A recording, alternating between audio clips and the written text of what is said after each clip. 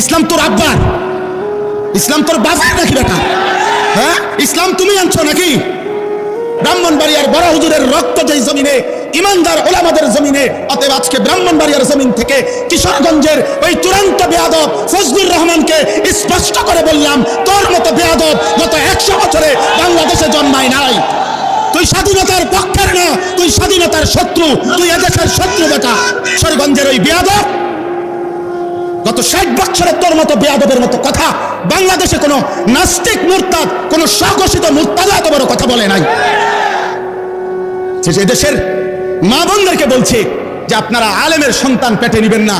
আরে বেটা বেয়াদব, তোর মতো বেয়াদবকে, তোর মা বাপকে যদি কোনো আলেমে দিন বিয়ে না পড়াইতো, তো তুই ফজলুর রহমান কোনো নেককার চরিত্রবান কোনো পবিত্র নারীর ঘরে জন্ম নিতে পারতি না বেটা।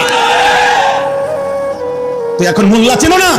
ইসলাম এক জিনিস, মোল্লাতন্ত্র আরেক জিনিস। ইসলাম তোর আব্বার, ইসলাম তোর বাবার নাকি বেটা? হ্যাঁ, ইসলাম তুমি আনছো নাকি? এজন্য এটা স্পষ্ট, এই বেয়াদব চূড়ান্ত বেয়াদব। বাংলাদেশের জমিনে ইনশাআল্লাহ এমন নিকৃষ্ট বেয়াদবের বিচার হবেই হবে ইনশাআল্লাহ, কোনো সন্দেহ নেই ইনশাআল্লাহ। এই পর্যন্ত কেউ আপনার এই পৃথিবীতে, আমরা পড়ছি কিতাবে, উলামায়ে কেরামের রক্ত বিষের মতো, বিষ যেমন মানুষকে শেষ করে দেয়, উলামায়ে কেরামের রক্ত নিয়ে কেউ ছিনিমিনি খেললে, উলামায়ে কেরামের ইজ্জত নিয়ে কেউ ছিনিমিনি খেললে, খোদার কসম, রব্বে কাবার কসম, আল্লাহ তাআলা ওই ব্যক্তি, ওই গোষ্ঠী, ওই দলকে বেইজ্জতি, লাঞ্ছিত, অপমানিত করাই করে। এজন্য 16 বছর যারা জুলুম করেছে, ওলামাদেরকে বেইজ্জতি করেছে, আজকে তারা নাই। মামুনুল হক এখনো বাংলার জমিনে বহাল আছেই আলহামদুলিল্লাহ। মামুনই আছে। মামুন মানে নিরাপদ, মামুনই আছে।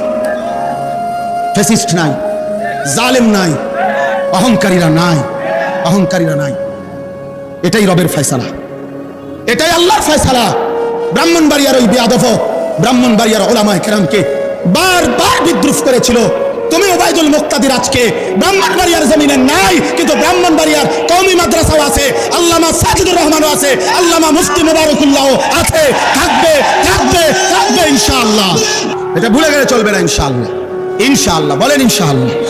হ্যাঁ, মুসলমান 16টি বছর আমাদেরকে জঙ্গিবাদ, এই সমস্ত উগ্রবাদ, এই সমস্ত শব্দ বলে ইসলামের পবিত্র বিধান জিহাদ এই শব্দটা উচ্চারণ করতে দেয় নাই। অথচ আমরা স্পষ্ট বলবো, ইসরাফিলের ফু পর্যন্ত আল্লাহর এই জমিনে জিহাদ ছিল, আছে, থাকবে ইনশাআল্লাহ। এজন্য জিহাদ থাকবে কিনা বলেন? আপোষ না জিহাদ, আপোষ না জিহাদ, আপোষ না জিহাদ।